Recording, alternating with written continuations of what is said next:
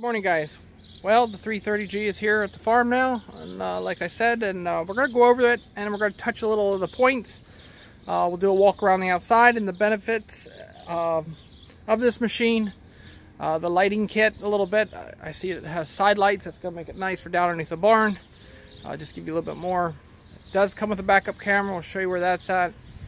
Talk a little bit about the tires and these are the Hulk, I believe, and the size there. And I know a lot of guys were asking about mud and stuff like that and how they will handle. They look like they're really aggressive tires, so I would be surprised they give you any problems.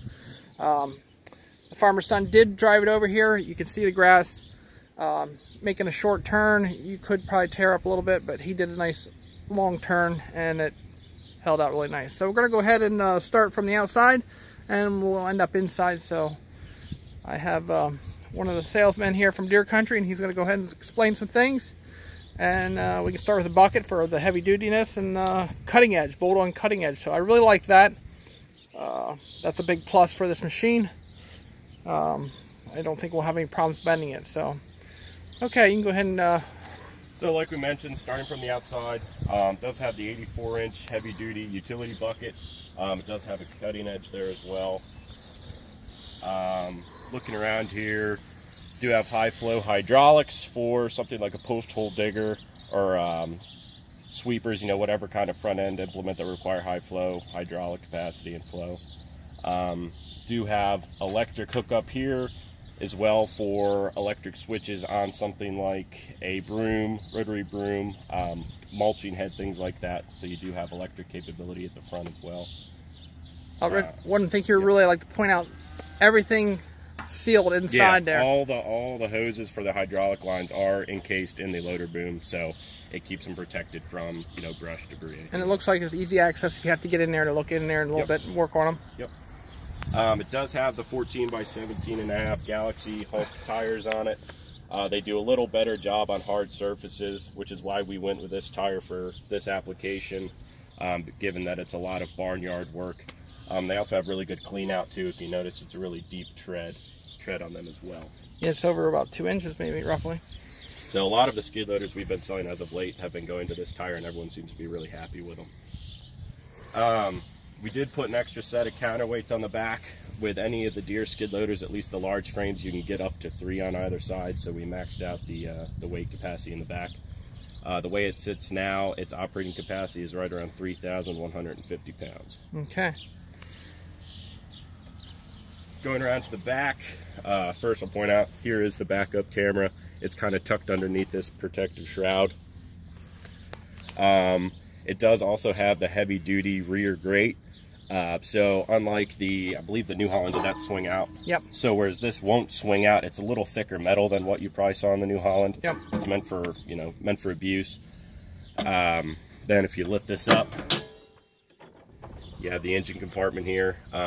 Given that it is a final tier 4, the engine compartment is a little busy with everything as far as fitting in all the emission system and tucking everything into a small package. It gets a little tight. But you do have the diesel fuel fill, coolant, oil check, as well as your oil fill here. It does take the John Deere plus 50 engine oil. As far as clean out, it has 2 of these screens on either side you can just lift up and pull out. Okay. That's where your radiator screens and everything are. They also slide out for easy cleaning. So that's one thing Deere does. Deere makes everything really easy as far as maintenance, and I know that's something we've talked about. That's something that matters a lot to you. So what about the bill there? Fan and stuff, a little bit about that? Does have a reversing fan, so it's engaged from the cab. So for instance, if you get material or you know, anything really, dirt, dust, pollen, what have you, stuck in the radiator vent here, you can reverse the fan and blow it all out. So that's another nice feature that we added onto this skid loader as well. A little bit about the horsepower on this machine, and it's about 90 horsepower rated. Okay. The next model up, the 332G, I believe is around 92, 93. So they're pretty close there. That one just has an operating capacity of about 3,600 pounds. So. Right. You do have your diesel exhaust fluid fill here. This lever just flips up, and there's your fill for it. Right. I like that. It's away from the motor, and you don't have to worry about spilling it, getting it opening this up, keep everything separate like that. That was really nice. Again, we have the full set of weights on the back. You'll see the tires again. If we flip this down, I'll point a couple things out. Does have the engine pre-cleaner here as well. That was an option that you probably saw in the 326 that was here for a while too. And you also have a cold weather plug there for cold weather startups. Oh, that's nice. So that's just about it for the outside, unless you have other questions or anything you want to... No, I like the visibility looking out and stuff. It looks like the arms are tucked down when you're in the operating position on the ground here, and looks like a very nice opening cab. It's be able to see around you pretty good. Farmer's son, the backup camera is going to be a big plus for him, just being around and seeing where he can back up and how close. Alright guys, we're going to jump in the cab, open the window up, and talk about the controls here a little bit. Now, the first thing you'll notice is it does not require a key. It has a sealed switch module, as Deere calls it. That has all your functions as far as engine start, stop, hydraulic lockout, parking brake, as well as some of the new features that we'll point out here. You have the aggressiveness, that first button there. See how they're numbered? Okay, 1 through 9. Right, 1 through 9. Yep. So the very first button, that is your hydraulic aggressiveness, or rather your propel rate aggressiveness. So you can all adjust that. Okay. Then you have your engine accel or decel. If you look down to your right, you'll see you do have a foot pedal on the floor. Okay, yeah, nice. So you can change that from whether you want to accelerate or decelerate it with that button. Okay. But it does have an automatic work. It does, yeah. Yes. Yep. Okay. You also have your engine throttle there, you'll see in the upper right corner. Yep. You have your control selection, whether it be ISO or hand controls, button 3. Right. And mostly eye pattern is I'm not quite familiar with eye pattern. Eye pattern is where you can run. This will do the loader. The left joystick will do all the motions of the skid loader. The right is your boom. Okay, the right will do the dump. Yep. And lift up. And then what they call hand controls is similar to what you've seen with like a Case or some of the older New Hollands too. Yep. Going down through the buttons there, button 4 is your boom and bucket rate adjustment. Okay. Button 5 is ride control, which is activated from that switch, and then there's also a right trigger that you would engage on the right joystick as well. Okay. Button 6 would be self-leveling. It does have a self-leveling feature on the bucket. Then you also have the last 3. It's actually a new feature that Deere has come out with, as far as you have a boom height, kick out, return to dig, and return to carry. Okay. I haven't messed around with that too much yet, but it'll essentially, return. If you have a select position where you want to keep the boom or the bucket at, press that button and it'll automatically return to those positions. Okay, nice. Looking up at the top there, you have your quick attach button for your buckets or what have you on the front. Down here, and then in those slots would probably be an indicator. Yep, the slots are the indicators. It's a red indicator that flips up and down to let you know whether the bucket is locked or unlocked.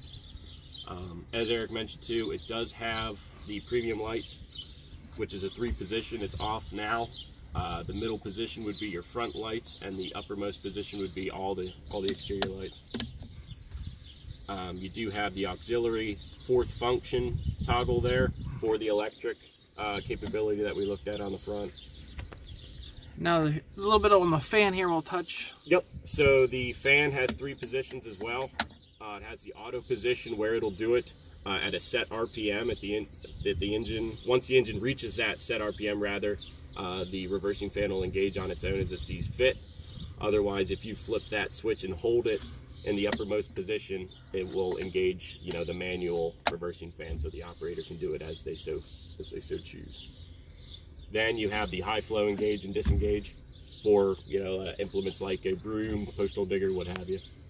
Then you have the air conditioning on and off as well. And that's important. All right, so we went over that, and this does have the air ride seat. Yep. I'll turn around here. Over here's our menu and stuff like that a little bit. Yep, so you have the fuel gauge as well as the coolant temperature there. And then if you look down, right below it is the monitor for the backup camera. Okay. And those buttons above it just select, you can select whether it's in day or night mode. Okay. It has like trailing lines. If you're familiar with a backup camera on vehicles, it shows you where to go, and you can turn them on and off with it as well. So that's all those buttons really serve as far as the backup camera goes. So it's pretty simple. I mean, as far as these are just for the horn. And you will notice on the right side there by the joystick, it does have a high and a low creeper. That's right here. That toggle switch there. Yep. No. It's where the, yep. Okay. They're all right down. Right here. No, see right down where the tortoise and the hare. Oh, yep. Yep. Right Gotcha. there. Does have a high and a low speed creeper. Good. So you would, if you're really digging hard or something, just. Yep. You can engage it in high or low, whatever you're looking for. Then you disengage it with your left trigger, I believe. And just it does have a reference chart up there real quick. It does come with the slide-out windows if you want to have some heat. It does also have lumbar support as far as front and rear positioning, as well as heat. The heat is that left switch down here. So when you're out pushing snow all night and you need your back to be warmed up a little bit. There's lots of nice vents down below, looks like. Yep. Does have plenty of air vents. There's also some air vents tucked in behind the seat. You see there, kind of behind the seatbelt buckle. The air filter looks like it's easy to access there from the inside. Yep. And you also have windshield washer fluid fill is on the back there. Yeah. Nice roomy cab. I mean, the cab is pretty easy to get in and out, especially if you're a taller person. It's still pretty easy to hop in and hop out fairly easily. All right. Well, thank you for going over the machine with us a little bit here, and I'll let him get in there, and we'll have him take it for a little spin here and see if he learned anything. So, all right, hang on, guys.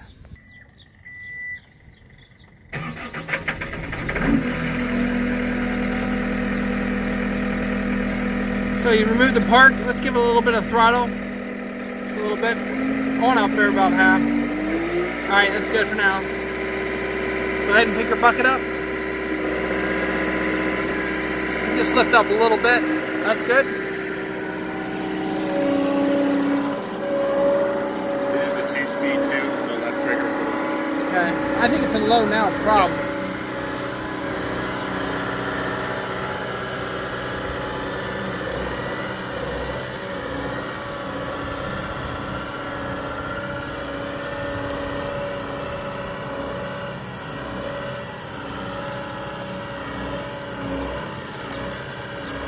It sounds like it wants to go to work.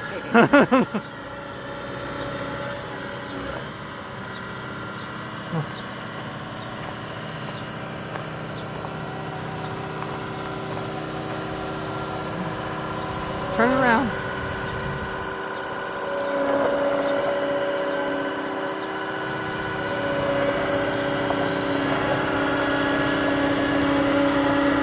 Yeah, so mostly it's on concrete and stuff in the barn and stuff like that, like you said. Yep, that's where I think those tires are really shine for you compared to what you had before.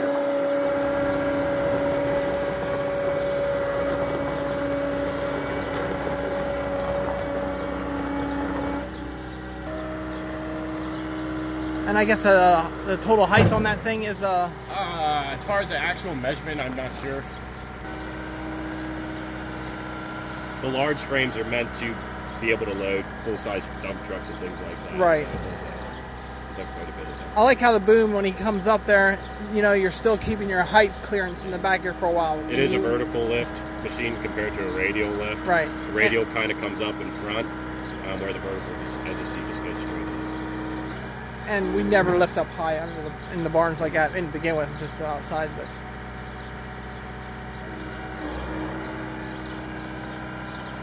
the button on the sealed control module there, and then it's the right trigger that engages and disengages it. So you just press the button, then press the trigger, and it'll engage. And all that allows is the hydraulic to take the... Yep, so the hydraulics will kind of ease, you know, as you go over bumps, you'll see the boom actually kind of move.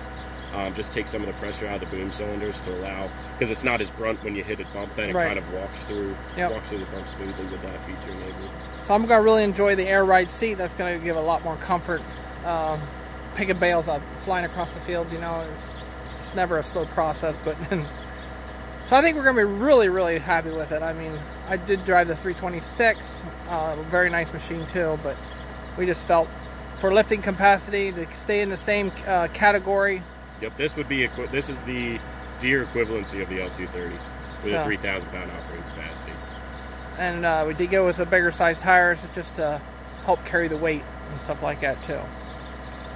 Alright guys, well I hope you enjoy this. There'll be quite a few more different videos as we work with it in different applications here on the farm, between digging, manure, and cleaning, scraping, feeding, and how, you know, it's going to benefit in our operation here, and very dependable piece of equipment is very important in our operation. As always, have a great day, and we'll talk to you later.